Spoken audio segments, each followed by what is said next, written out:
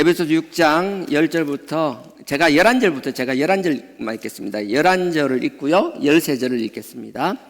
마귀의 계계를 능히 대적하기 위하여 하나님의 전신갑주를 입으라. 하나님께서 전신갑주를 입으라는 거 요즘 말로 하면 완전 무장을 하라는 거예요. 완전 무장을 하는 거예요. 방어뿐만 아니라 공격도 할 수 있는 모든 걸 갖추라는 거거든요. 다시 읽겠습니다. 마귀의 괴계를 능히 대적하기 위하여. 우리가 전신갑주를 입는데 그 이유가요, 마귀의 괴계를 능히 대적하기 위하여. 그 다음에 13절입니다. 그러므로 하나님의 전신갑주를 취하라. 이는 악한 날에 너희가 능히 대적하고 모든 일을 행한 후에 서기 위함이라. 하나님이 악한 날을 우리에게 반드시 주신다는 거고요. 개개인의 종말일 수도 있고 여러 가지 상황들이 있잖아요. 하나님이 어떤 상황인지 모르겠지만 우리는 원든 원치 않든 악한 날을 경험할 수밖에 없다라는 거예요. 그 악한 날에 쓰러지고 넘어지고 지고 도망가라는 게 아니라 반드시 싸워서 이기라고 말씀하시는 거예요. 싸워서 이기는데 네가 너의 정욕으로 너의 힘으로 그렇게 싸워서 이기면은 싸움에서는 이긴 것 같지만 결국은 싸우고 이기고 그 자리에서 하나님의 뜻 가운데 서 있는 자가 되는 게 아니라 싸운 것 같지만 결국은 쓰러진 자가 될 수밖에 없다라는 거예요. 그러니 우리는 싸울 때 우리 힘으로 싸우는 것이 아닙니다.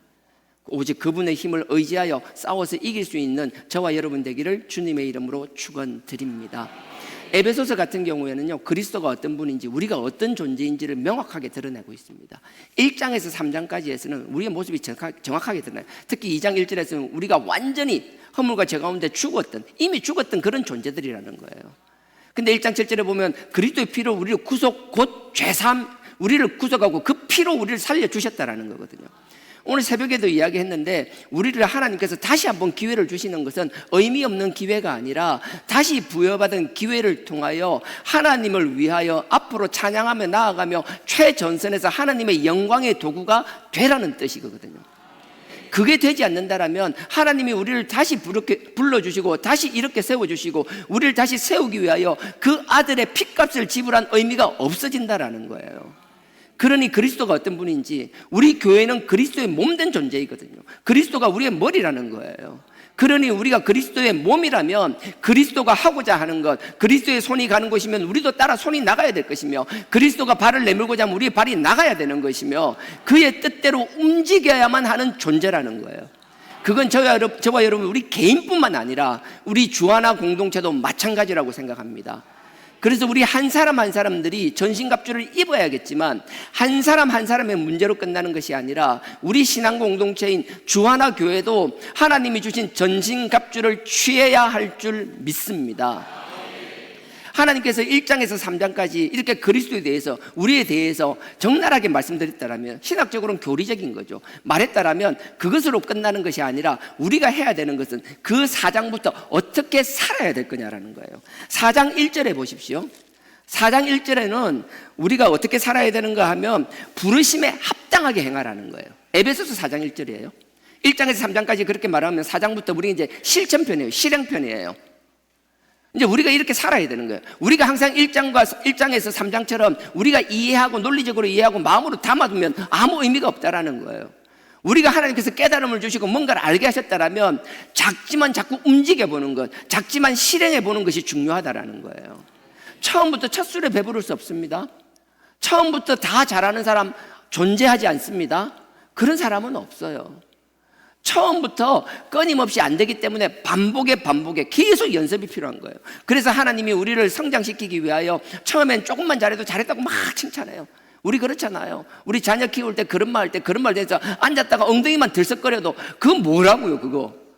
그냥 엉덩이만 살짝 들었다가 그것도 한 0.1초 들었다가 툭 떨어지고 조금만 떼면 엉덩이 뗐다고 박수치고 난리.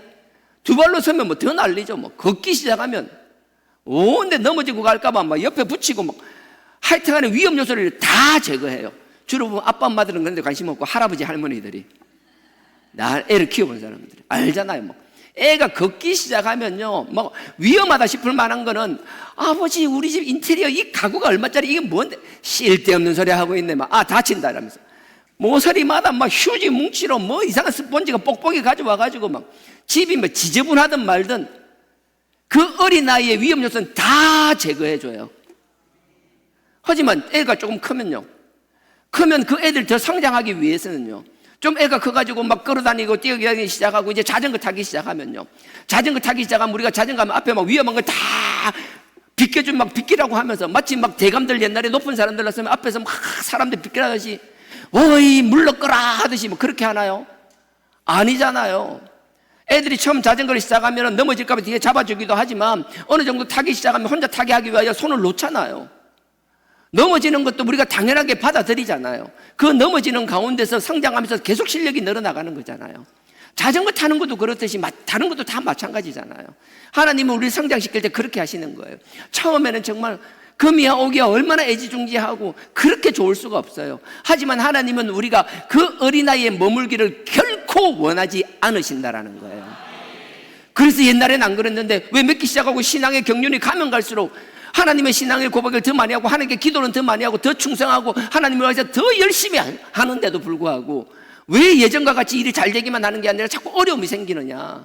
하나님은 그 어려움을 통하여 더 큰 문제를 해결할 뿐만 아니라 네가 그 어려움의 파고를 넘고 넘어서 큰 파도를 넘은 사람이라면 그 선제적인 경험을 가지고 주변에서 그 경험 앞에서 주눅 들어 있고 쓰러져 있는 사람들에게 힘을 주고 이렇게 세워주며 그들의 손을 잡고 함께 파도를 넘어가게 하기 위하여 우리를 그렇게 선제적으로 부르시고 훈련시키고 계신다라는 거예요.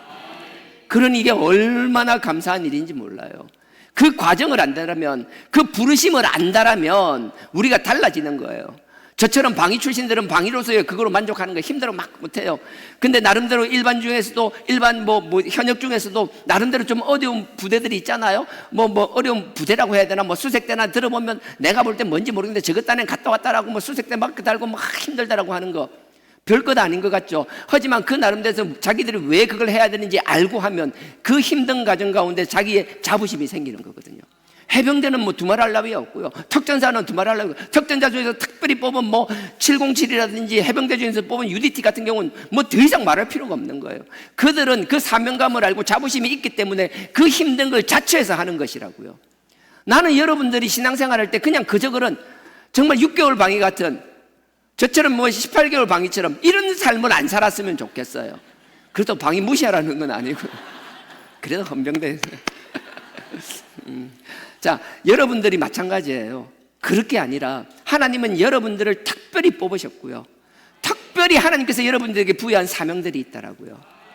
지금 수많은 사람이 나는 하나님의 자녀다, 나는 크리스찬이라고 이야기하지만 대충 신앙생활하는 사람이 얼마나 많은 줄 아세요? 그냥 나는 이미 구원을 받았기 때문에 그냥 대충 하면 되는 거예요. 하나님 앞에 그렇게 집중할 이유가 없는 거예요. 내가 이 정도만 해도 충분하다고 생각하는 사람이 널렸어요. 내가 이 정도 헌금해주면 될지 뭘 더 바라느냐라고. 그런 사람이 널리고 널린 세상이에요. 정말 하나님께 집중하는 것이 아니라 하나님 이외의 것에 집중하는 사람이 얼마나 많은지 몰라요. 그런 가운데서도 정말 하나님의 그 아들의 그 보혈의 피값을 알며 하나님 앞에 우리가 왜 해결을 해야 되는지 알고 그 죄가 우리 앞에 어떤 존재인지를 깨닫고 그 죄 앞에서 두렵고 떨림으로 서는 우리는 하나님께서 특별히 선택한 자들이라는 거예요. 그러니 하나님에게서는 우리가 너무나 귀한 존재들이에요. 그래서 남들은 그냥 대충 군대 생활하는 것이 아니라 우린 특별히 뽑았기 때문에 우리를 더 크게 쓰기 위하여 다른 일반 병사들에겐 필요 없는 특별한 훈련들을 시키고 있는 것이라고요. 힘들죠. 그만두고 싶죠. 왜 나만 그러냐라고 생각이 들죠.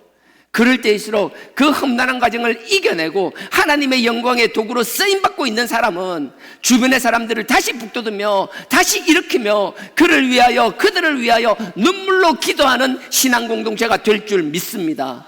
아니 이미 그런 공동체이고요, 앞으로도 그런 입장을 계속 견지하는, 아니 더 많은 기도로서 이제 우리의 울타리 안에 있는 우리만을 위한 것이 아니라 이 지역을 위하여, 이 국가를 위하여, 열방을 위하여 하나님 앞에 기준을 삼는 저와 여러분 되기를 주님의 이름으로 축원드립니다. 그 기준은 다른 게 아니에요. 항상 얘기하지만 아무리 제가 강조하더라도 과하지 않은 것, 그 기준은 누가 뭐라더라도 하나님의 뜻, 하나님의 말씀인 줄 믿습니다. 그래서 4장 1절에 보면요, 에베소서 4장 1절에 보면 그러므로 주 안에서 갇힌 내가 너희를 구원하노니, 나는 갇혀있다라는 거예요. 나는 갇혀있지만 너네들은 나처럼 갇혀있어서 아무것도 하지 못하는 사람이 아니지 않냐라는 거예요. 너네들은 하고자 하는 의지가 있고 하고자 한다면 할 수 있는 상황이 있지 않느냐라는 거예요.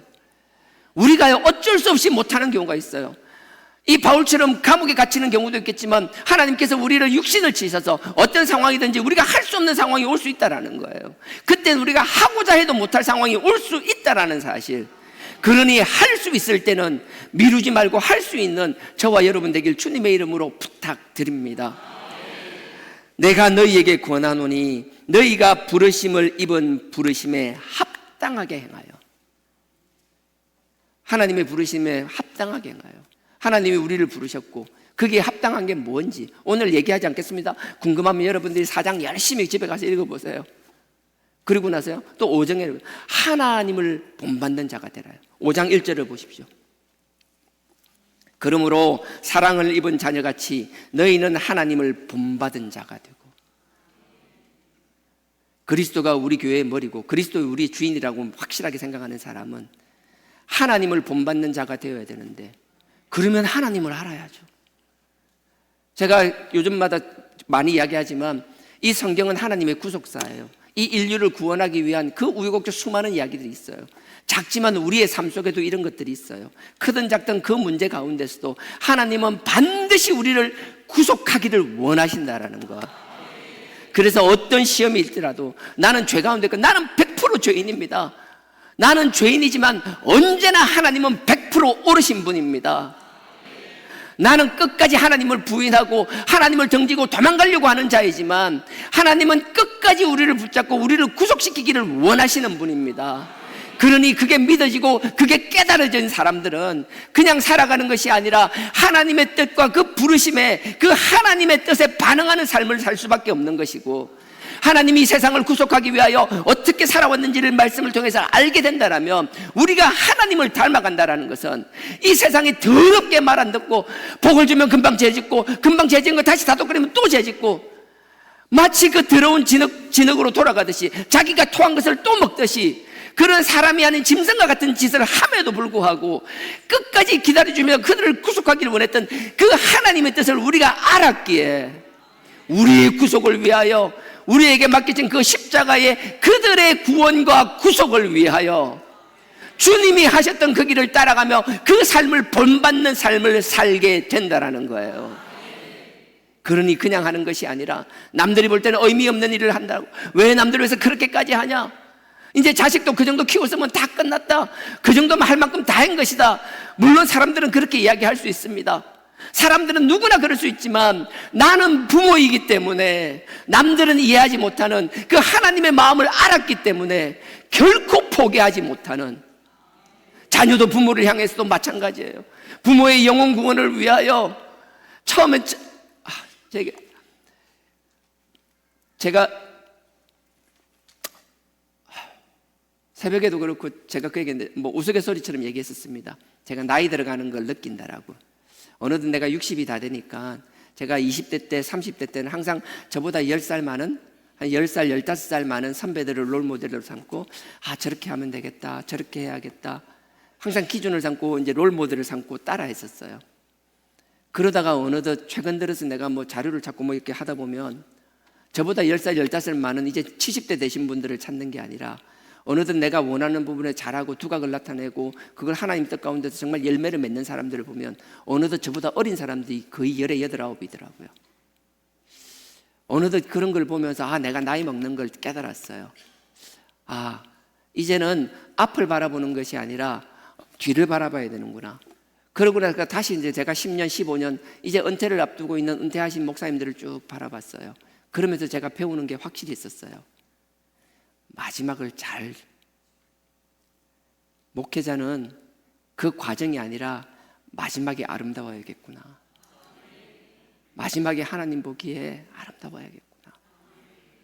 화려하게 시작하는 거 아무 의미 없고 그 목회 과정이 찬란한 것 아무 의미 없고 마지막 하나님 맡긴 그 사명 내려놓을 때 정말 하나님 앞에 잘했다 충성된 종아, 네가 세상의 상급과 사람의 칭찬, 사람들이 주는 것에 그가 만족하는 것이 아니라 나를 보고 내가 너에게 공급하는 것에 만족하고 종으로서의 충성들이 한 것이 참 아름답다. 그런 칭찬을 받는 게 중요하겠구나. 그래서 목회를 몇 년 하는 거? 아니요. 그 기간이 무슨 의미가 있어요?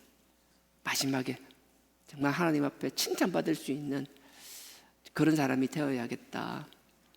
그래서 저도 혈육을 이야기했지만 포기할 수 없는 제 기도입니다.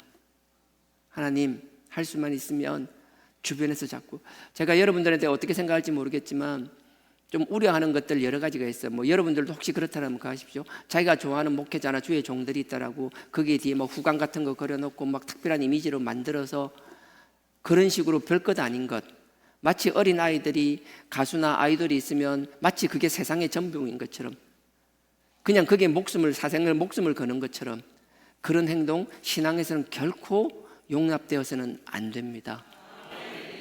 별것 아닌 것, 마음에 뭐 여러 가지 표현이지만 순간입니다. 그런 작은 선을 넘기 시작하면, 그 작은 마음을 열기 시작하면 사단은 그 틈을 결코 그냥 두지 않습니다. 스스로를 자신할 수 있는 사람 아무도 없습니다. 우리가 그렇게 조금씩 열리기 시작하면 사단이 나도 모르게 그 틈을 벌리게 될 거고, 어느덧, 그래서 굉장히 저는 두렵습니다. 여기는 하여튼 뭐 저는 하여튼 쓸데없이 뭐 또 얘기가 옆으로 갔는데요.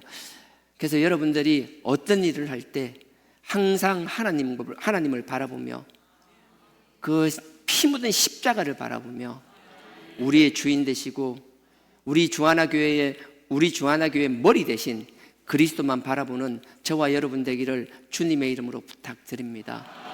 그래서 하나님을 본받는 사람이 되어야 돼요. 저는 다른 거 없어요.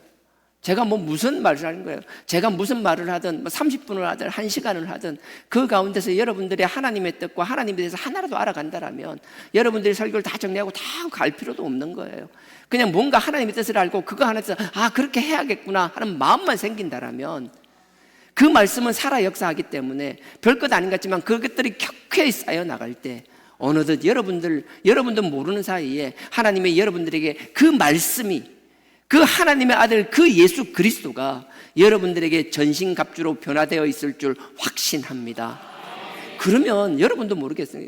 처음에 가서 신병훈련 받을 때 뭘 하나, 총군수라면 제대로 자세도 안 나오고 뭐 안 되는 것 같지만 그럼에도 불구하고 꾸준히 그걸 받고요, 또 자대 가서 교육을 받고, 안 그러면 또 특별히 선발된 사람들은 그 과정을 통하여 6개월, 1년, 2년 계속 훈련하는 과정에서 그들이 몇 년이 지난 다음엔 우리가 상상할 수 없는 사람으로, 707이나 이런 특수한 부대들 뭐 대테러 훈련 같은 거 하는 거 보십시오. 현장에서 저는 본 적이 없지만 본 사람들 얘기 들어보면 인간이 아니라 그러거든요. 그건 안 봐서 모르겠어요. 저는 어느 정도 수준인지. 근데 그런 사람들이 하루아침에 되는 것이 아니라 그들도 우리와 같은 처음 시기가 다 있었다라는 거예요. 그러니 지금 우리의 모습을 보고 포기하는 사람이 결코 한 사람도 없기를 주님의 이름으로 부탁드립니다. 우리는 반드시 쓰임 받을 것이고요, 반드시 승리하리라 확신합니다. 5장에서 하나님을 본받으라고 말씀하시는 거예요. 그러고 나서 6장에서 이야기하는 게 그거예요. 전신갑주 입으라는 거예요. 전신갑주를 읽어. 좀 전에 12절도 읽었고요, 14절도 읽었습니다. 죄송합니다. 11절도 있고 13절도 읽었습니다. 자, 11절에 제가 다시 한번 읽겠습니다. 보십시오. 마귀의 괴계를 능히 대적하기 위하여. 그 이유는 분명한 거예요. 너희들이 전신갑주를 입어야 되는 이유는 문 열고 밖에 나가서 세상 사람 붙들고 싸우라는 게 아니에요. 마귀의 괴계를 이기기 위한 거예요.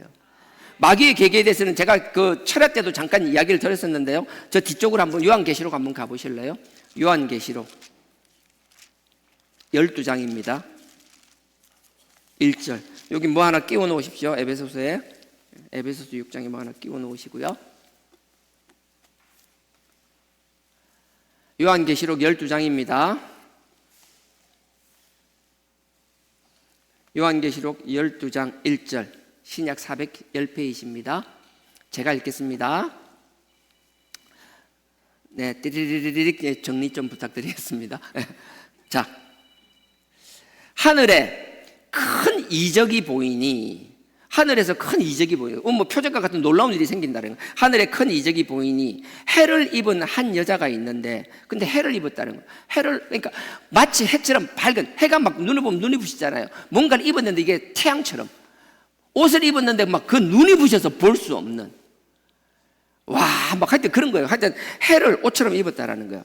한 여인이 해를 입었는데 해를 입은 한 여인이 있는데 그 발 아래에는 달이 있고 발의 광채도 달과 같이 광채가 빛난다라는 거예요. 달이 있고 그 머리에는 12별이 있는 면류관을 썼더라. 어떤 여인이 있는데 이런 거예요. 뭐 눈에 부셔서 볼 수 없는, 그리고 12별이 있는 면류관을 쓰고 있는 거예요. 자, 2절입니다. 이 여자가 아이를 배워서 임신을 해서 해산하게 되었는데, 이제 출산하게 되었다는 거예요. 애를 놓게 되었다는 거예요.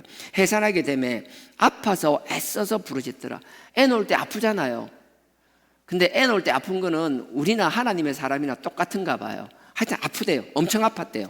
아파서 막 애를 써서 막 부르짖고 있었다는 거예요. 자, 3절에요. 하늘에, 근데 그 당시에 하늘에 하나님께서 이적을 보여주는데, 하나님의 사람이 임신해서 애를 놓는데 막 정말 눈부신 옷을 입고 12별이 있는 면류관을 쓰고 이런 사람이 애를 놓으려고, 이런 여인이 있고요. 그때 동시에 또 다른 표적이 있는데, 3절입니다. 하늘에 또 다른 표적, 이적은 표적을 말하는 겁니다. 이적이 보이니 보라, 한 큰 붉은 용이 있어. 용이 있는데 그러니까 시뻘겋다고 해야 되나? 하여튼 붉은색 용이 하나 있다라는 거예요. 큰 붉은 용이 있는데 머리가 7이요. 이건 대가리라 해야 되죠. 하여튼 용대가리가 7개고요. 예, 대가리가 7이요. 뿔이 10이라. 머리가 7인데 뿔이 또 10개 어디 나 있는지 몰라. 하여튼 뿔이 10개 나 있다라는 거예요. 자, 10이라. 그 여러 머리에 7 면류관이 있는데, 나름대로의 면류관이 다 있다라는 거예요. 7머리에 있는데, 보십시오. 4절에 보십시오. 그 꼬리가, 그 용의 꼬리가 하늘의 별의 3분의 1을 끌어다가 땅에 던지더라. 이 용이 나름대로 막 힘이 있는 용인가 봐요. 꼬리를 흔드니까 하늘에 있는 별의 3분의 1이 땅으로 우르륵 떨어졌다라는 거예요. 이게 하늘에 있는 별이 떨어졌다는 건, 별은 우리가 여러 가지 의미가 있지만 하나님의 천사들도 별이라 그래요. 그래서 여러분들 요거 잠깐 끼워놓고 바로 앞에 보면 유다서가 있습니다. 요한계시록 바로 앞에가 유다서예요. 유다서 1장 잘 찾으셔야 됩니다. 1장입니다. 2장이나 3장 가시면 안 됩니다. 유다서 1장. 예. 유다서 1장입니다. 6절. 요한계시록 바로 앞에 있습니다. 잘 넘기셔야 돼요. 한 장밖에 없어서 훌 넘기면 넘어갑니다. 자, 유다서 1장입니다. 제 거는 성경에 페이지도 안 적혀 있네. 예. 398페이지 정도 됩니다. 요한계시록 바로 앞에 유다서 1장 6절입니다. 제가 읽겠습니다. 또 자기 지위를 지키지 아니하고, 자기 자리를 지키지 않았다라는 거야. 그리고 자기 처소를 떠난 천사들을 큰 날의 심판까지 영원한 결박으로 흑암에 가두셨으며. 이게 천사들이 하나님께서 딱 지위를 주시고 장소를 정해놨는데, 이게 자리 이탈한 거예요. 타령하듯이 버티는 이게 사단의 큰 용이 꼬리를 흔들었을 때 하늘에 있는 별 중에 3분의 1이 떨어졌다 할 때, 하나님의 천사 중에서도 많은 천사들이 사단에게 끌려서 내려왔다는 거예요. 사단과 함께하면 사단의 졸기가 된 것도 있고 이렇다라는 거예요. 그래서 여러분들 베드로후서 2장 4절에도 보면요, 창세기 2장을 얘기하면서 범죄한 천사들에 대해서 언급하고 있어요. 그 표정 찾아볼게요. 앞에 있어요. 베드로후서 바로 앞에 조금만 가면 있습니다. 2장 4절입니다. 385페이지. 2장 4절입니다. 자, 제가 읽겠습니다. 하나님이 범죄한 천사들을 용서치 아니하시고 지옥에 던져 어두운 구덩이에 두어 심판 때까지 지키게 하셨으며. 제가 2번이나 반복해서 천사들을 이야기합니다. 자리를 떠난, 마치 타령하듯이 하나님의 뜻 가운데 하나님의 명령을 어기고 지 마음대로 행동하는 것, 그 지 마음대로 하죠. 그 사단 큰 용에 의해서 그 하는 거죠. 범죄한 천사도 이야기합니다. 천사가 하물며 이러면 나는 하나님을 대한 향한 그 믿음, 열정, 나는 범죄 안 해, 그럴 사람 있어요? 여러분은 없죠. 저는 여러분은 뭔 말인지 모르겠어요. 하여튼 저는 못해요. 저는 그렇게 장담 못해요. 저는 제 자신을 너무나 잘 압니다. 매 순간순간 하나님이 저를 지켜주시고 기다려주시고 인내하시면서 그 피로 내가 다시 씻기까지 기다려주지 않는다라면, 작은 죄를 어느덧 합리화하며 그 죄에 빠져서 육신을 이기지 못하고 내 정욕을 이기지 못하고 내 욕심을 이기지 못하고 한도 끝도 없이 그 욕심을 향하여 달려나가고 있을 게 분명히 저이기 때문에, 나는 이 자리에 있는 저를 포함해서 우리 모두가 하나님 앞에 두렵고 떨림으로 설 수 있기를 주님의 이름으로 축원드립니다. 사단의 존재는 이런 존재예요. 계시록 12장 4절 다시 돌아가겠습니다. 12장 4절에 그 꼬리가 이야기했죠. 하늘에 있는 별의 3분의 1을 끌어다가 땅에 내팽개쳤어요. 자, 그리고 나서 용이, 아까 그 용, 시뻘건 용, 대가리 7개짜리 그 용, 예. 그 용이 해산하려는 아이를 놓으려고 하는 여자 앞에서 그 여자가 딱 기다리는 거예요. 왜요? 뒤에 나옵니다. 그가 해산을 하면, 아이를 낳으면 그 아이를 삼키고자 하더니, 하나님께서 예수님을 이 세상에 잉태하고 이제 세상으로 이제 보내려고 하는데, 성육신을 하려고 하는데 사단 마귀가 기다리는 거예요. 애가 놓기만 하면 그냥 들썩 삼키려고요. 이 당시는 우리가 잘 알잖아요. 마태복음 2장에 헤롯이란 도구를 이용해서 그 짓을 합니다. 헤롯이 예수님을 죽이려고 했잖아요. 우리가 알아야 될 건 영적 전쟁이라는 건 우리의 대상이 사단 마귀입니다. 사단 마귀가 내가 사단 마귀다라고 막 대가리 7개 달려가지고 막 면류관 쓰고 맞박에 나 사단하고 왜 하고 나타나면 우리가 금방 구분하겠죠. 근데 사단은 그렇게 나타나지 않아요. 우리가 생각지 못한 방법으로 사단이 모습을 드러내고 행동한다라는 거예요. 우리가 하나님의 아들 예수 그리스도가 오실 때도 이랬다라면 사단이 그 아들 예수 그리스도에게만 이랬겠냐라는 거예요. 천만에요. 지금도 끊임없이 호시탐탐 우리를 노리고 있는 거예요. 굶주린 사라처럼 우리를 끊임없이 노리고 있는 것이라고요. 그러니 노리고 있는 게 제가 사자다, 뭐 내가 마귀다, 사단이다 하면 금방 알겠지만 그게 아니라는 거예요. 그러니까 우리가 눈앞에 나는 것, 내가 하나님과의 관계를 멀어지게 하는 것. 특히나 사단이 예수님을 시험할 때 마태복음 4장에 어떻게 시험합니까? 처음에 돌을 떡으로 만들어 보라 하잖아요. 너의 피로 채워봐봐. 네가 필요한 것 해봐. 할 수 있잖아. 우리는 자꾸 그래요. 하나님의 때를 기다리는 게 자꾸 네가 하게끔 만드는 거예요. 우리의 조급함을 건드리는 거예요. 사단은 그런 식으로 접근해요. 사단이라고 하는 게 아니라 야 충분히 나 할 수 있어. 제가 여러분들 할 수 있다 이런 소리 많이 하잖아요. 근데 여러분 잘 들으면 이게 사단의 소리가 될 수도 있는 거예요. 하나님을 떠나서 하나님을 의지하지 않고 하나님의 뜻을 벗어나서 할 수 있어. 해봐 막 하는 것. 뭔가 열심히 하고 결과는 없는 것 같지만 그건 하나님과 상관없는 길이 될 수도 있다는 거예요. 사단은 눈에 확 띄게 접근하는 것이 아니라 정말 그럴싸하게 나타난다는 거예요. 그리고 사단은 뭐예요? 또 한 가지 그 다음에서 성전에서 뛰어내리라고 그러잖아요. 자꾸 의심하게 만드는 거예요. 너 뛰어내려 봐봐. 하나님이 지켜보고 있다. 천사를 통해서 받아줄 거야. 아니야, 나는 하나님을 믿고 있어. 하나님은 그럴 뿐이 아니야. 나는 믿고 있어요. 확신하고 있어요. 근데 믿음과 확신을 조금씩 흔드는 게 사단이라고요. 누군가 여러분들에게 나타나서 여러분들 환경이 어려워요. 자꾸 문제가 생겼어요. 경제적인 문제, 질병의 문제, 나의 질병은 괜찮은데 정말 내가 사랑하는 사람에게 생긴 질병, 여러 가지 말 못한 문제들, 그런 부끄러운 일들이 생길 때마다 사단은 끊임없이 얘기하는 거예요. 그냥 와서 책망하듯이 막 손가락질하는 것이 아니라 처음엔 사랑한다고 위로한다고 막 감싸주는 점 힘들지 그렇게 힘들지 하면서 결론은 하나님을 향한 믿음을 흔들어 버린다라고요. 자꾸 의심하게 만든다고요. 사단은 그런 식으로 접근하는 거라고요. 그리고 마지막에 뭐예요? 천하만국을 바라보면서 그 천하만국을 보면서 그 사단에게 절하를 하면 이걸 다 주겠다라고 이야기하잖아요. 천하만국이 직거예요? 직거도 아닌 거, 직거처럼 줄 것처럼 사람을 흔들고 유혹하는 것. 결국 나에게 온전히 줄 수 없는 것을 줄 것처럼 나를 유혹해서 하나님을 바라보는 것이 아니라 하나님의 뜻 가운데 있는 것이 아니라 하나님 말씀 위에 있는 것이 아니라 다른 것을 의지하고 쳐다보게 만드는 것. 사단은 그런 식으로 접근한다라고요. 그러니 우리가 환경을 볼 때마다 어떤 환경에 그 문제가 있을 때마다 내가 내 힘으로 그 환경을 이기고 극복할 수가 없다라는 거예요. 그래서 오늘 다시 돌아갈게요. 에베소서 6장 10절. 그래서 보십시오. 전신갑주를 입긴 입는데 그 전신갑주를 입었다고 되는 것이 아니라 그 전신갑주를 입는 과정도, 입고 나서의 싸움의 과정도 다 내가 내 힘으로 하는 것이 아니라는 거예요. 10절입니다. 6장 10절. 종말로 이거 끝으로 해요. 앞에 쭉 이야기했잖아요. 1, 2, 3장에 대해서 그리스도에 대해서 이야기했어요. 그 속성이나 우리가 어떤 사람이 너희가 어떤 존재인지를 깨달으라는 거예요. 너희가 어떤 인간들인지를 알고 있으라는 거예요. 그러면서 4장에 이야기하는 거잖아요. 부르심에 합당하게 행하라. 4절에 하나님을 본받는 자가 되라. 그리고서 전신갑주를 입으라, 전신갑주를 입으라고 말하면서 그 이전에 바로 직전에 이게 끝으로 앞에 쭉 이야기를 했는데 마지막, 이게 결론이라는 거예요.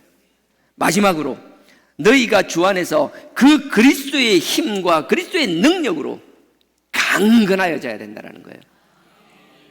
우리 힘이 아니라, 우리는 나약해요. 저는 정말 하여튼 이 소심하기 짝이 없었어요. 남들 앞에 서는 거 상상도, 지난번 얘기했죠. 제 친구들 보면 야, 성주제가 목사 됐다는데 웃기는 소리 하고 있네. 진짜 어릴 때 내 모습을 아는 사람은 상상도 안 되는 거. 지금도 마찬가지죠. 저 여러분 눈 못 맞추잖아요. 맨날 시계 보고 벽 보고 복도만 보잖아요. 어제나 오늘이나 내일이나 영원히 저는 시계하고 복도. 그래요. 마음은 여러분도 눈 다 맞추고 싶어요. 근데 이렇게 보세요. 맞추는 것 같으면 허리멍텅하게 초점 없이. 근데 나의 한계 알아요. 하지만 하나님이 쓰신다라면 나를 완전히 바꾸는 게 아니라 하나님이 하기 위해서 나를 그게 적응하게 만드시더라고요. 결국은 그 일을 하게 만드시더라고요. 결국 뭐예요? 내가 하는 게 아니에요. 맡기면 그분이 하시는 것이라고요. 그분이 뭐예요? 말씀을 통하여. 제가 얼마 전에 그 이야기했어요. 정말 하나님 말씀 믿냐라고. 이 성경 믿냐라고. 하나님의 살아계심을 믿냐라고. 여러분들에도 얘기했잖아요. 여러분들 하나님의 살아계심을 믿습니까?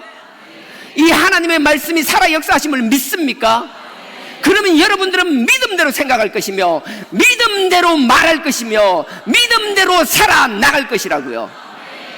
결국 그렇게 살지 못하는 것, 그렇게 말하지 못하는 것, 항상 하나님 앞에 다른 여러 가지 기도 제목이 있겠지만 하나님, 아버지께서 주시는 가장 큰 선물은 저에게 믿음입니다. 그 확신입니다. 믿음과 확신으로 살아나가게 하고 싸워서 이기는 자 되게 하여 달라라고. 여러분들 그 기도 게을리해서는 안 되는 거예요. 그냥 믿음이 있을 거라고 착각 속에 살아나가는 게 아니라 정말 내 믿음이 있는가 스스로를 봐야 되는 거예요. 오늘 새벽에도 얘기했잖아요. 자기 자신에게 이야기하는 거예요. 너는 왜 두려워하느냐? 너는 두려워하지만 참 웃기는 얘기 안 하고 자기가 자기한테 하는 거야. 너는 왜 두려워하느냐? 너는 왜 두려워하는데? 근데 나는 안 그럴란다. 나는 나를 도우시는 하나님만 바라보련다. 남이 하는 얘기가 아니에요. 자기 자신이 자기 자신에게 하는 말이에요. 시편 43편을 오늘 했는데요. 42편도 마찬가지예요. 42편도 오늘도 11절에서 똑같은 말이 반복되는 거예요. 나는 여러분들이 남들에 의한 그 권면과 책망을 받기 이전에 스스로가 여러분 스스로에게 믿음을 가지고 확신을 가지고 자꾸 무너져 내리는 여러분 자신을 보면서 야, 너 정신 차려. 왜 이래? 너 왜 이래? 정신 차려. 니는 자꾸 자빠져도 나는 하나님을 의지하고 하나님만 바라볼 거야. 그러니 잔소리 말고 딱 입 닥치고 날 따라와 라고 스스로에게 선포할 수 있어야 된다라고요. 그렇게 선포하는 저와 여러분 되길 주님의 이름으로 축원드립니다. 하나님의 능력, 그 그리스도의 능력으로 우리가 전신갑주로 있는 거예요. 오늘 전신갑주는 여러 가지가 있습니다. 첫째가 이제 진리의 허리띠. 진리의 허리띠라는 거예요. 진리의 허리띠, 그 다음에 의의 흉배. 흉배는 흉갑, 가슴을 보호하는, 이건 뭐죠? 갑옷 같은 거겠죠? 그 다음에 평화의 복음의 신발. 그 다음에 네 번째가 믿음의 방패. 그 다음에 의의 구원의 투구. 데살로니가전서 6장 8절에 보면요, 이 구원의 투구를 좀 더 정확하게 설명해 놓고 있어요. 구원의 소망의 투구. 구원을 소망하는 게 우리의 투구라는 거예요. 마지막에 성령의 검, 곧 말씀이니라. 이 6가지가 전신갑주라는 거예요. 하나하나 설명하지 않겠습니다. 하지만 분명히 대충 이야기하면 이런 거예요. 허리띠 같은 경우에 진리 허리띠. 진리가 뭔지 알아요. 결국은 진리든 의든 복음이든 믿음이든 성령이든 구원에 대한 소망이든 그 모든 것이 결론은 말씀으로 가는 것이며 그 말씀이 하나님의 아들 그리스도라는 거예요. 표현은 달라졌지만 궁극적으로 그 그리스도 안에 있으면, 우리가 그 말씀에 서 있으면 전신갑주를 입는 자가 된다는 거예요. 허리띠라는 건 다른 거 아니에요. 여러분들 로마 군병들 다 워낙 로마에 대한 이야기나 역사 같은 건 영화로도 많이 나오고 대충 머리로 그려지잖아요. 사람 모양 같은 완전히 식스팩 있는 그런 모양 같은 그런 갑옷, 흉배, 그게 있고요. 그 다음에 치마 같은 거 있고 허리띠 같은, 허리띠는 잘 못 보셨겠다. 근데 가죽으로 된 굵은 허리띠가 있어요. 그 허리띠가 왜 있어야 되는가 하면, 허리띠가 있음으로 해서 가슴에 붙이는 흉배가 어깨에 고정한 것뿐만 아니라 허리까지 고정이 돼야지 몸에 딱 고정이 되는 거예요. 허리띠가 없으면 우리가 그렇잖아요. 여러분들 우리가 그 두루마기 같은 한복 입잖아요. 여러분들 경복궁 앞에 보면 수문장 교대식 아세요? 궁궐을 지키는 군인들. 그 군인들도 보면요, 한복 두루마기 좀 푹 퍼진 거 아니요. 그렇게 넓은 거 안 입고 있어요. 군사들은요, 창을 들고 캉을 들고 그 방패를 들고 그 성문을 지키는 군사들은요, 긴 두루마기 같은 데도 허리를 부시고 허리를 딱 끈으로 허리띠로 딱 짜면 가죽으로 된 허리띠로 딱 묶고 있어요. 몸이 움직이거나 막 그렇게 딱 집중하기 위해서. 그 다음에 복근, 역도선수도 마찬가지잖아요. 힘을 주기 위해서는, 배에 힘을 주기 위해서 허리띠가 든든하게 있어야 되는 거예요. 하나님은 진리로 우리가 딱 다른 게 아니라 거추장스러운 걸 다스릴 수 있는 허리띠를 먼저 딱 차라고 이야기하는 거예요. 하나님이 싸우기 위해, 네가 영적으로 싸우기 위하여 그냥 허지부지 싸우는 게 아니고, 싸울 땐 선택적으로 순간적으로 집중해야 되고 힘을 모아야 할 때가 있는데, 그때를 위해서는 든든하게 허리에 허리띠를 두르고 있으라는 거예요. 그게 있어야지 나머지 가슴에 있는 흉배도 안정이 되는 것이며, 또 칼도 찰 수가 있는 것이고, 그러니 허리띠를 띠라는 거예요. 그 다음에 두 번째가 가슴의 흉배잖아요. 의의 흉배잖아요. 의도 뭐 여러 가지 있겠지만 이 가슴을 지키는데 우리의 마음, 우리의 심장, 이걸 지킬 수 있어야 된다는 거예요. 그 다음에 복음의, 평화의 복음의 신발이에요. 로마들 여러분들을 볼 때요, 이 바울은 로마의 군인에 대해서 너무나 잘 알았을 거라고요. 자기가 군인은 아닌데 군인에 대해서 너무 잘 알았을 거예요. 왜냐하면 군인에 잡혀가 끌려가거나 군인과 같이 생활하거나 배 타고 가거나, 로마까지 같이 배 타고 갔죠. 같이 남파선 데서 같이 생활했죠. 감옥에서도 몇 년씩이나 군인들하고 같이 뒹굴었죠. 군인은 아니지만 군인에 대해서 너무나 잘 알고 있었을 것이라고요. 그래서 아주 적절하게 로마 군인의 복장을 가지고, 그 전투의 복장, 그들의 전신갑주를 가지고 이야기하는 거라고요.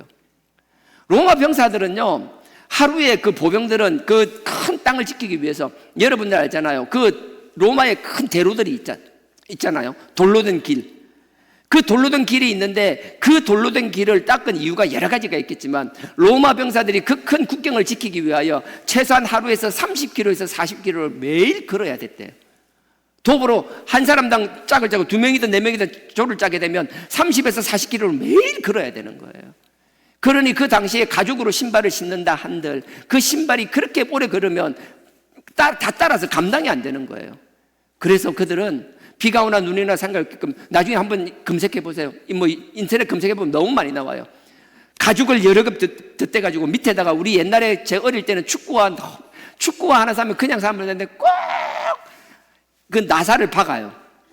그래가 따걱따걱, 제 또래 남자들, 요즘은 모르겠어요. 그런지 모르겠어요. 제 또래 남자들 다 경험했을 거예요.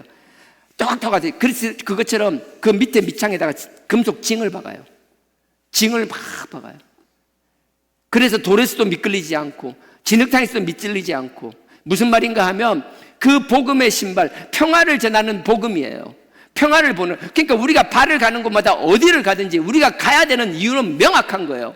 평화를 나누기 위하여, 화평케 하기 위하여, 그 일을 위해서는 날씨에 구애받지 않고 어떤 환경에서도 그 자리를 지키기 위하여 신발에 징을 박아서라도 그 일을 감당해 내기를 원하신다라는 거예요. 전신갑주를 착용하는 거로 끝나는 게 아니에요. 하나님께서 그냥 입고 있으라는 게 아니라 네 영적 전투를 위해서. 그래서 우리의 복음의 지경은 자꾸 넓어져야 되는 거예요. 평화의 복음의 신발을 신었다면 그 자리에 앉아있는 건 아무 의미가 없어요. 문을 열고 이 지경을 벗어나서 이 복음을 들고 나가야 되는 거예요. 우리의 복음의 지경은, 하나님이 정하신 땅은 우리가 알 수가 없어요. 땅끝까지 다 복음을 전했다고 생각하니까, 세대가 바뀌니까 다 잊어버리니까, 이전에 복음을 전했던 사람들이 이제 믿지 않는 사람이 더 많은 세상이 되어버리는. 그러니 과거의 일로 끝나는 것이 아니라, 현재의 우리만의 숙제로 끝나는 것이 아니라, 우리 다음 세대들에게 끊임없이 전수하고 그들도 해야 될 복음이자 사명인 줄 믿습니다. 그러고 나서 이제 믿음의 방패, 믿음을 가지고 방패를 가하잖아요. 여러분, 이게 뭐 여러분도 어떻게 생각할지 모르겠는데요, 로마군 생각하면 딱 생각나는 게 사각형 방패가 생각나잖아요. 약간 휘어진 거, 방패 사각형 큰 거. 근데 처음부터 그런 방패가 아니었어요. 로마군은 5세기, 6세기 때는 그 그리스 영향을 받아서 동그란 방패, 지름이 한 1m 안 되는 거, 마치 시계처럼 동그란 거, 그걸 하고 싸움을 했었어요. 진영을 갖추고 하다 보면은 화살이 날아오면 막는데 틈이 많잖아요. 굉장히 불편한 게 많았어요. 그럼에도 불구하고 근접 전투를 할 때는 방패가 작아야지 맞고 때리고 공격하고 이게 가능했어요. 로마도 그렇게 했었어요. 제가 이 이야기를 하는 것은 뭔가 한 가지가 있다면 그대로 유지하는 것이 아니라, 변형될 줄 알아야 된다는 그 이야기를 하고 싶어서 하는 얘기예요. 그렇게 쭉 해왔어요. 그러다가 이제 그 4세기쯤에 4세기쯤에 300년 되니까 4세기경에 이제 좀 산 쪽에 있는 높은 곳에 있는 부족들과 전쟁을 많이 하게 됐어요. 그 민족들하고. 근데 그들은 산 속에 있으니까 방패가 옆으로 넓으면 나무 사이로 지나다니기가 불편하잖아요. 그러니까 방패가 좁았어요. 방패가 좁으니까 몸을 가리는 게 불편하잖아요. 대신에 좁은 대신에 그들은 어떻게 했는가 하면 방패를 아래 위로 길게 럭비공처럼 만들었어요. 그래서 옆으로는 많지만 원하면 자꾸 몸을 돌리면 몸을 막을 수 있게, 대신에 머리부터 발끝까지 다 막을 수 있게끔 긴 방패를 사용했어요. 로마는요, 그 전쟁을 통하여 처음엔 패했지만 그들과 계속 싸우면서 깨달았어요. 아, 방패는 동그래가 될 게 아니라 저렇게 길쭉해야겠구나. 그리고 우리 로마 제국은 아니었죠. 이제 로마가 자꾸 성장하다 보니까 작은 민족들과 작은 국가들과 전투만 아니라 자꾸 큰 나라와 싸움을 하게 되고, 큰 싸움을 하다 보니까 많은 병력이 싸워야 되고, 그러다 보니까 넓은 등판에서 대규모 병력끼리 싸워야 될 일들이 생기는 거예요. 그러니까 그들은 또 하나 그 긴 럭비공 같은 방패를 받아들이고, 그리고 점점 넓어지니까 이 방패를 아래 위에 길이 놔두고 옆으로 넓히기 시작한 거예요. 바로 서더라도 온전히 자기 몸을 가릴 수 있게끔. 그리고 그 진영을 맞춰서 두 사람 세 사람 붙이면 텀이 없이 다 메꿀 수 있게끔. 심지어 그렇게 하다가 그 방패를 하늘로부터 내려오는 그 화살을 막기 위하여 방패를 거북이처럼 위에까지 다 덮어버리는. 여자분들은 뭔 소린가 하고 남자분들은 대충 알 거예요. 방패를 뭐 위에까지 지붕까지 다 덮어버리듯이 그런 식으로 계속 변형했더라고요. 바울이 그걸 몰랐을까요? 알아요. 저는 여러분들이 하나님께서 뭔가 우리에게 거룩한 전신갑주를 입으라면 그냥 그것만 받아들이는 게 아니라 그들이 그 변화 가운데서 최강의, 이 당시 전 세계에서 최강의 군대가 되기 위하여 하루아침에 그 모습이 된 게 아니라 끊임없이 개발하며 발전하며 남의 장점이 있으면 수용하면서 그들의 목적을 이루기 위해서라면 끊임없이 변형했던 것처럼 우리의 목표가 명확하다라면, 그게 우리의 복음의 본질을 흔드는 것이 아니라면, 하나님의 복음을 위한 본질에 가까운 일이라면 우리가 그 수단을 가지고 싸울 필요는 전혀 없다라는 거예요. 사단 마귀는 그냥 있는 것이 아니에요. 사단의 괴계는 끊임없이 변해요. 그래서 괴계라고 하는 거예요. 옛날에 했던 방식도 하는 게 아니에요. 작년에 왔던 각설이 또 오는 게 아니에요. 죽지도 않고 계속 오는 그게 아니라고요. 올 때마다 교묘하게 변화했어. 그래서 여러분들 마태복음 10장 16절 보잖아요. 우리가 뱀처럼 지혜로워야 된다. 뱀이 보면 허물을 벗고 막 그거 하잖아요. 지저분한 거고 악한 거 있잖아요. 사단의 상징이잖아요. 하지만 그러면서라도 그 배울 거 있으면 배우라는 것이에요. 우리는 그렇게 변화되기를 주님의 이름으로 부탁드립니다. 방패만 그렇게 바뀐 거 아니에요. 여러분들 로마인들 칼 약간 양날의 금 같은 거 처음부터 그거 쓴 거 아니에요. 처음에 로마 병사들은 그냥 찌르기 중심으로 했었어요.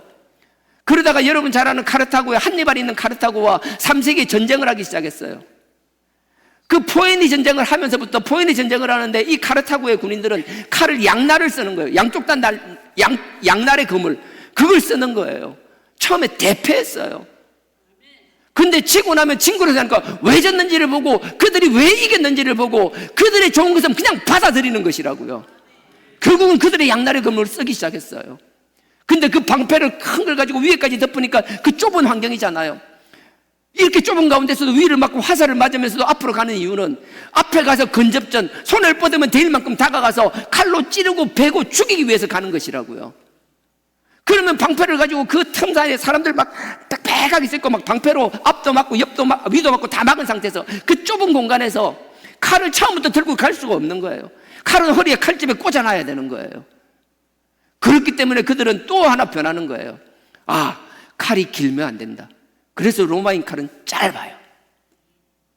짧고 로마인들은 왼쪽에 칼을 차지 않습니다. 왼쪽에서 펴면 방패라고 좁은 공간에서 칼을 뺄 수가 없어요. 막혀서. 그래서 그들은 오른쪽에 칼을 찹니다. 그리고 칼이 짧아요. 왜요? 오른쪽으로 해야지 이렇게 뽑아서 바로 딱 뺄 수가 있어요. 그냥 그들이 이루어지는 것이 아니라 정확하게 싸워서 이겨야 되는 목적이 있다면 그 목적을 이루기 위하여 멍하게 그냥 있는 것이 아니라 그들과 싸우면서 지면 지는 대로 남들이 왜 이겼는지를 파악하며, 우리도 마찬가지예요. 영적으로 쓰러질 수 있어요. 넘어질 수 있어요. 영적 전쟁에 사단 마귀에 질 수 있어요. 누구나 져요. 저도 마찬가지예요. 하지만 바보처럼 똑같은 방법으로 계속 당하지는 말아야 한다는 거예요. 우리도 성장해야 되는 거예요. 끊임없이 변화되어야 되는 거예요. 사단의 패턴을 읽었다면 똑같은 패턴에 쏙지 않기 위하여 내 머리를 쥐어짜는 것도 있지만 하나님께 기도하며 간구해야 되는 거예요. 하나님께서 살아 역사하시는 성령님을 통하여 우리에게 지혜를 주시리라 확신합니다. 전신갑주를 뜻으로 보면 성경으로 푸는 거 지금 오늘 그 이야기 하려고 나는 우리의 자세. 전신갑주를 입고 사단과의 싸움에서 이 자세를 견지한다라면 우리의 삶의 자리에서 다를 거 하나도 없다라고 저는 믿습니다. 그리고 나서 이제 구원의 투구. 아까 얘기했잖아요. 구원의 투구는 구원의 소망의 투구라고요. 우리의 머리는요, 항상 우리가 무엇을 하든 결론적으로 뭐예요? 구원을 향하여, 구원에 대한 소망, 그걸 떠나서는 안 된다라는 거예요. 무엇을 하든 궁극적으로 그리스도가 머리 된다고 그랬잖아요. 그 앞에서는 계속 그리스도의 머리됨을 이야기하는 거예요. 우리 교회가 그리스도의 몸이란 걸 이야기하는 거예요. 그리스도가 우리의 주인임을 이야기하는 거예요. 그리스도가 우리의 머리 되시기 때문에 그 머리, 그리스도가 우리의 머리 된다면 우리의 궁극적인 목표는 저 영원한 우리를 위하여 준비한 저 새하늘과 새 땅이 되어야 된다는 거예요. 이 평생에 90년, 100년 앞으로 얼마나 더 살지 모르겠어요. 우리가 100년, 110년, 120년을 산다 할지라도 마지막까지 그 우리의 신앙을 지키지 못하고 끝에 꼬꾸라지면 무슨 소용이 있겠냐라는 거예요.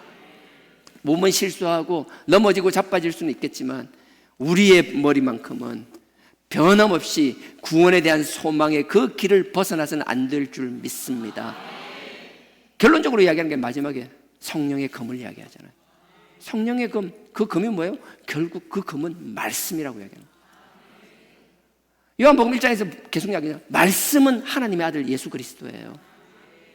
전신갑주 하나하나 의미를 되새기고 하나하나 뜻을 알고 그것도 중요해요. 시간이 나면 그렇게 풀 수도 있어요. 하지만 그게 아니라 결국은 우리의 전신갑주는 그 하나님 아들, 그 예수 그리스도가 우리의 전신갑주이며 그 전신갑주를 통해 이기기 위해서는 그 하나님의 아들, 그 예수 그리스도가 곧 말씀이니 우리가 말씀을 읽고 말씀을 듣고 말씀을 깨달으며 말씀 위에 서야만 한다라는 거예요. 이런 삶을 삶으로 해서 세상에서 이길 뿐만 아니라 하나님을 향하여서도 귀한 의의 병기로 하나님의 훌륭한 군사들로 그렇게 살아나가며 승리하는 저와 여러분 되길 주님의 이름으로 축원드립니다.